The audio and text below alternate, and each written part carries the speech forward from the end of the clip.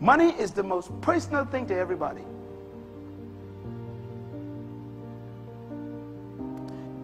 Money is so personal that we keep it in a purse.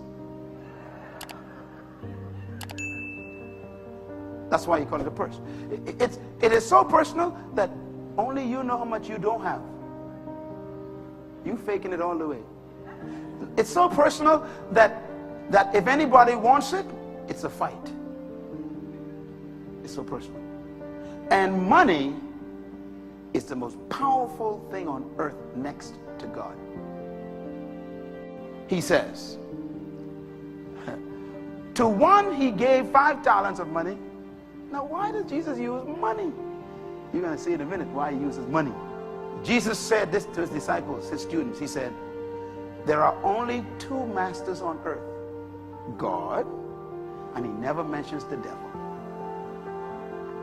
You keep thinking that the devil is powerful. He said, no, there's something more powerful than the devil, and you got some in your bag right now. He made money more powerful than Satan.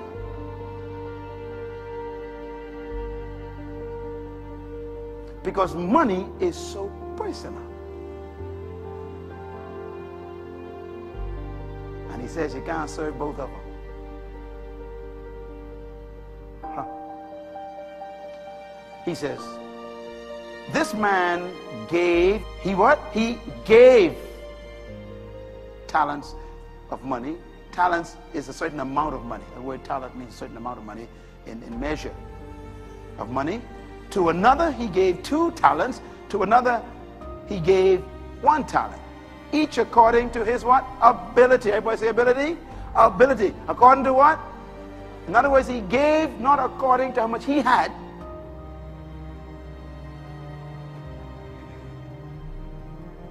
He gave according to what they have the ability to manage. The kingdom has no lack and no scarcity.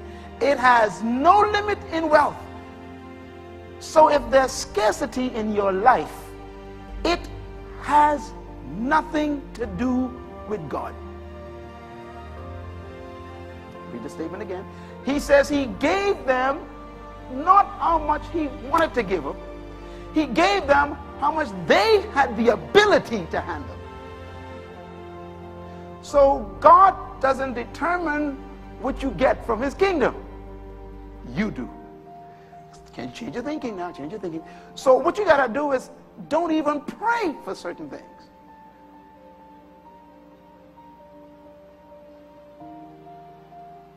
Your ability should determine what you pray for.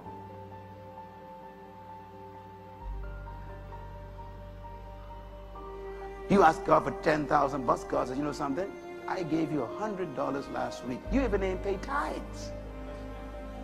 So now your prayer is frustrating you. You don't get the 1,000, and then you tell God he don't answer prayer. He answered your prayer completely. You ain't able to handle 1,000, so he answered your prayer. He didn't give it to you. The amount was determined by the person, the recipient's ability to manage it. Now, watch this last part. It says, then he went on his journey. That's an important statement. He left. Everybody say he left. Underline that, please. He went away. Went away. That's important. In other words, God gives you stuff and then leaves you to handle it. He gave you a brain. He gave you his spirit. He gave you intelligence. He gave you wisdom. He gave you his word. He said, now I ain't going to tell you what to do with that money. I'm going to watch, see how you manage that yourself. He goes away. God told Adam, have dominion, and then God left. When God came back, a snake was in charge. God says, Adam, where in the world are you? I didn't leave you like this. I left you in charge. You mismanaged the garden. So what did he do? God drove him out. Whatever you mismanage, God drives you out of.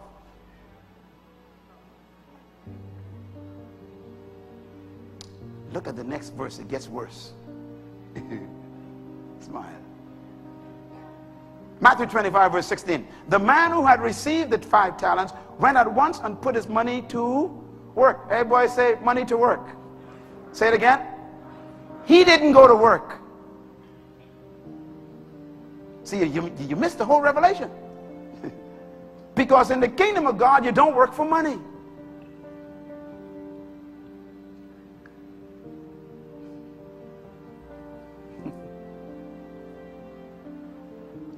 Money works for you in the kingdom. Anytime God gives you resources, he wants it to work for you. What makes us die young and sick and depressed and grow old fast is the fact that we have reversed this kingdom principle. We pursue 2 jobs, 2.5 jobs. We don't even go home. If you work for money, guess who's the boss? Christ has only 2 masters on the planet. You are supposed to work for purpose, not money. If you find your purpose, money will find you. If you're not in your purpose, you haven't found your purpose, you're still working for money. Money's your boss. Jesus tried to explain this one time with a simple example. He said, why do you worry? In other words, why are you pursuing what you would eat, what you would drink, trying to get stuff, getting money to buy food, clothes? So he said, what are you doing? Then he says, look at the birds. Now the birds is important. He says, look at the birds. He said, they don't worry, they don't toil, they don't plant, they don't read. He said, and the Father takes care of them. What is the only thing a bird does? Be a bird. Be a bird. He said, look at the birds. He said, be like the birds. Find what you do. What do birds do? Birds are birds, so they bird. Whatever birds do, that's what birds do. Birds don't try to be horse. You never see a bird trying to be a cow. You never see a bird trying to lay eggs or nothing. You know, like have children like cows and things. Children, calves. You all know what I'm talking about. You know, a bird will never try to be a crocodile, but the bird never tries. The human is the only creature that tries to be something they are not.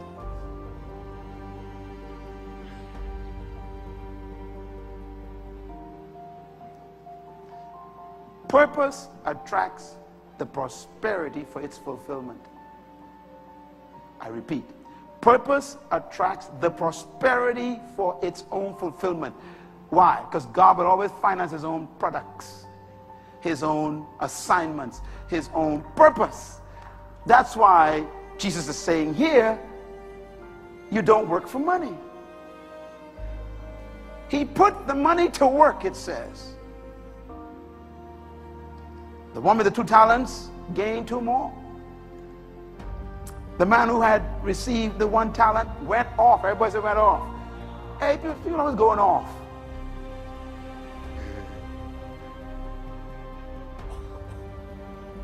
Going off. Do you know what I believe going off implies? They look busy, but ain't nothing happening. He went off as if he's doing something. Guess what he did? He went to bury the thing. Some people are taking all their wealth and burying it in some work that ain't profiting them. They look busy. So where you going? I'm going off to work. I tell you, it could be rough today. Where you going? I'm going off to work. People can go off and be busy and never get their mortgage paid. Because they don't understand the power of money. He went off. He dug a hole. Everybody dug a hole. How many of you know what a hole is in finances? No, just lift your hand if you know what a hole is. Come on, all of y'all, everyone lift your hand. Stop lying. A hole is where every time you put it in, it's gone. Every time you put it in, it's gone. This is like you ever seen people putting pockets with hole here? Some of y'all, you know, your payday is already paid. Gone. That's called a hole. They go off every day, and in a month, a hole. Go off a hole. Go off a hole. God's like saying, that's a rough way for you to live. You my kid. What's wrong here is my children have not locked into kingdom culture. Money does not exist. Did you know that? I learned that years ago from a very wealthy man. I was free from money that day. He says money is an idea. It's in your head. It's an idea. There's a book called Think and Grow Rich. Do you know what your book says? Work and grow rich. The book says think and grow rich. It's a multi-million-dollar seller. When I read that book, I said, this book is saying exactly what the Bible is saying. That book stole all the Bible principles, and it's selling millions still. It's a best-selling book. And it doesn't say work and grow rich. We keep thinking if we work, we grow rich. He said, no, you're supposed to work for riches. You're supposed to work for purpose.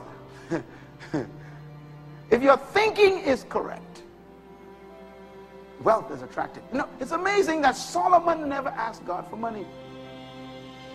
Now, let's be honest. If God showed up in your room tonight, 2:15, and say, hey, anything you want. Now, you know Bahamian, tell God right away, listen, I got my dump truck somewhere, fill that with a couple $1,000 million for me, dump it right here in my yard. You know, that's what we go for. Money is a master. And Solomon refused to ask for wealth. Because wealth is supposed to be a byproduct of kingdom thinking. Solomon asks for mental things.